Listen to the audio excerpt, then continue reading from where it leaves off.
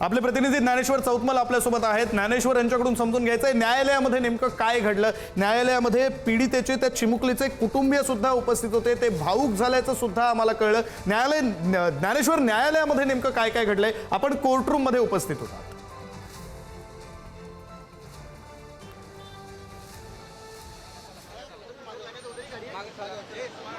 बरोबर आहे, न्यायालयामध्ये ज्या महत्त्वाच्या घडामोडी घडल्या त्यात सगळ्यात शेवटची जी अपडेट होती ती अपडेट म्हणजे स्वतः न्यायाधीशांनी भीमराव कांबळेला बोलावून घेतलं आणि भीमराव कांबळेला बोलावून घेतल्याच्या नंतर आता भीमराव कांबळे तुला फासावर जायचे आहे अशा पद्धतीचे शेवटचे शब्द हे न्यायाधीशांचे होते।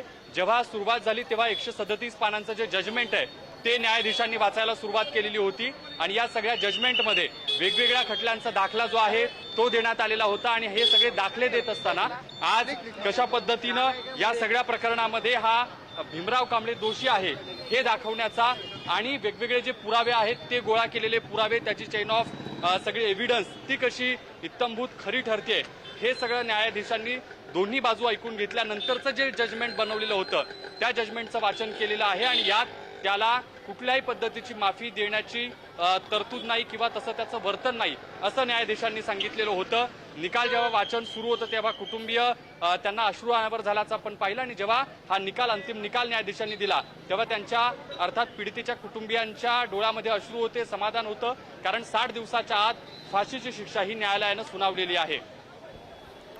ज्ञानेश्वर, या सगळ्या प्रकरणामध्ये जनभावना अतिशय तीव्र होत्या। या आरोपीला लवकरात लवकर शिक्षा व्हावी, कठोरात कठोर शिक्षा व्हावी आणि ती फाशीचीच असावी अशी अनेकांची मागणी होती। आता तुमच्या पाठीमागे सुद्धा न्यायालयाच्या आजूबाजूच्या परिसरामध्ये असे अनेक जण आहेत जे या मागणीसाठी आले होते की या आरोपीला फाशीची शिक्षा व्हावी। त्यांच्या भावना आपल्याला आताच्या क्षणाला समजून घेता येतील का? त्यांच्याशी बोलता येईल का फाशीची शिक्षा झाल्यानंतरच्या भावना?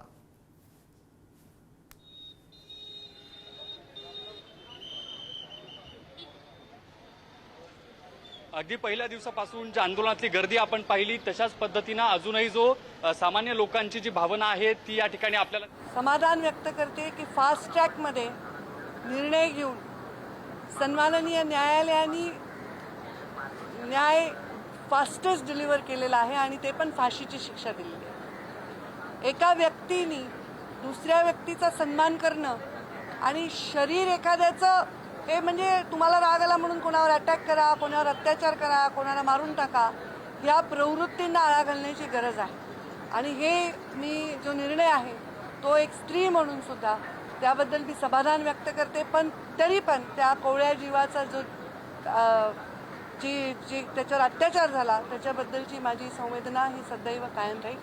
आता कोर्टाचे आणि जे फास्ट ट्रॅकमध्ये यंत्रणांनी काम केलं त्यांचे संबंधित गृहमंत्रालयाचे सुद्धा मी त्या मानाने आभार व्यक्त करते। जसं म्हणालात की त्याच पद्धतीनं फास्टेस्ट निकाल आलेला आहे। आतापर्यंत ज्या बलात्काराच्या घटना होत्या त्यामध्ये ज्या काही सुनावण्या झाल्या अवघ्या 60 दिवसांच्या आतमध्ये हा निकाल लागलेला आहे। कोर्टानं असं देखील म्हटलंय की खरं तर आरोपीचं कृत्य पाहता तो याहून अधिक मोठ्या शिक्षेसाठी पात्र होता, परंतु आपल्याकडे फाशी हे एकच प्रावधान आहे। म्हणजे कोर्टाची पण जी भावना आहे मी तेच सांगते की कधी कधी एखाद्याला शिक्षा ठोठावल्यानंतरही अजून शिक्षा करावी वाटावी असा एखाद्याचा गुन्हा असेल तर ती भावना कोर्टानेही व्यक्त केली आहे आणि ती सगळ्या राज्यातून व्यक्त होत आहे। असं फास्ट ट्रॅक निकाल लागले तर ह्या नराधमांना आळा बसेल आणि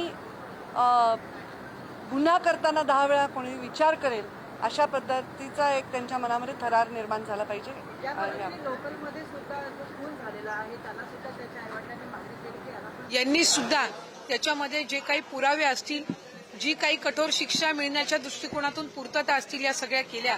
सरकारी वकिलांनी सुद्धा ठाम बाजू धरून या केसला एक खऱ्या अर्थानं बेंचमार्क म्हणून त्या ठिकाणी धरावं अशी त्यांनी सुद्धा न्यायाधीशांकडे त्या ठिकाणी सरकारच्या वतीने किंवा पीडित कुटुंबाच्या वतीने त्या ठिकाणी मागणी केली आणि मी खऱ्या अर्थानं आज एक नागरिक म्हणून किंवा एक स्त्री म्हणून एक म्हणजे त्या चिमुकलीचे प्राण तर आपण गमावलेलेच आहेत आणि ज्या अत्याचारातून ती गेली आहे याची तर कुठं तुलनाही नाही होऊ शकत, पण आज तिला आणि तिच्या कुटुंबाला हा न्यायालयाने जो न्याय दिलेला आहे या संदर्भामध्ये आम्हाला सगळ्यांनाच कुठे ना कुठेतरी एक त्या निमित्ताने मी म्हणेन की जिथं कुठं ती चिमुकली असेल तिच्या आत्म्याला आज नक्की शांती मिळाली असेल आणि तिच्या आई वडिलांची सुद्धा तिच्या कुटुंबाची सुद्धा जी धडपड होती की फाशीची शिक्षा ही त्या ठिकाणी त्या आरोपीला मिळावी, त्यातूनही कुठे ना कुठेतरी एक मानसिक समाधान त्यांना असेल की त्यांच्या चिमुकलीला ते त्या निमित्ताने न्याय देऊ शकले. त्यामुळे न्यायालयीन व्यवस्था सुद्धा ही या सगळ्या संदर्भामध्ये किती कणखर आहे आणि खऱ्या अर्थानं एक बेंचमार्क हा त्या निमित्ताने सेट झालेला आहे. आणि मला खात्री आहे की आजचा जो निकाल आहे याच्यातून कुठे ना कुठेतरी अशा पद्धतीच्या ज्या दुर्दैवी घटना आहेत याच्या संदर्भामध्ये कडक भूमिका ही न्यायालयाच्या वतीने आणि शासनाच्या वतीने गेलेली आहे. जिचा जीव आपण गमावलाय तिला तर आपण परत आणू शकत नाही, पण कदाचित ही केस एक बेंचमार्क ठरू शकेल अशा काही त्या विकृत मानसिकतेसाठी ज्यांना कुठं ना कुठंतरी असं वाटायला लागलं होतं की काही आपण करू आणि आपल्याला त्याच्यातून कुठंतरी सुटका मिळेल, तर त्या दृष्टिकोनातून हा आजचा निकाल हा अतिशय महत्वपूर्ण आहे. म्हणजे आवाज उठवण्यात आलेला होता त्याची नोंद घेत माननीय पोलीस अधीक्षक साहेबांनी अत्यंत जलद गतीने तपास करत 16 दिवसांच्या आतमध्ये याचा सगळ्या आधुनिक टेक्नॉलॉजीचा वापर करून आधुनिक कायद्यांचा वापर करून जलद गतीने तपास पूर्ण करून 16 दिवसांच्या आतमध्ये दोषारोपपत्र दाखल केलं. 16 दिवसांच्या आतमध्ये मेहरबान कोर्टाने 55 साक्षीदार तपासून ही आज त्याचा निकाल त्याला फाशी दिलेली आहे. त्यामुळे हा सर्व म्हणजे कोर्टाने असं निरीक्षण नोंदवलेलं आहे की हे टीम वर्कचा आउटकम आहे. हा टीम वर्कमुळे हा निकाल आज इतक्या जलद गतीने लागलेला आहे. काय